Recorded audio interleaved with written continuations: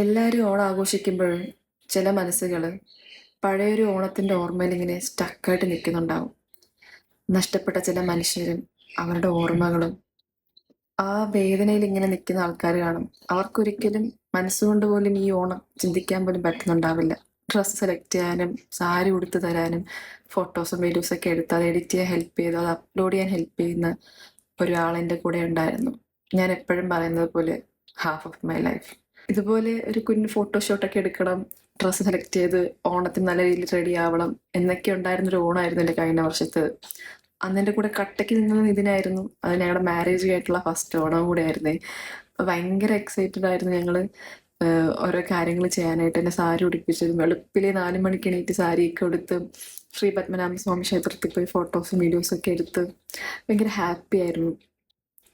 ഞാൻ കഴിച്ച ഏറ്റവും സ്വാദിഷ്ടമായ സദ്യ അത് നിതിൻ്റെ കൂടെ കഴിച്ചതായിരുന്നു.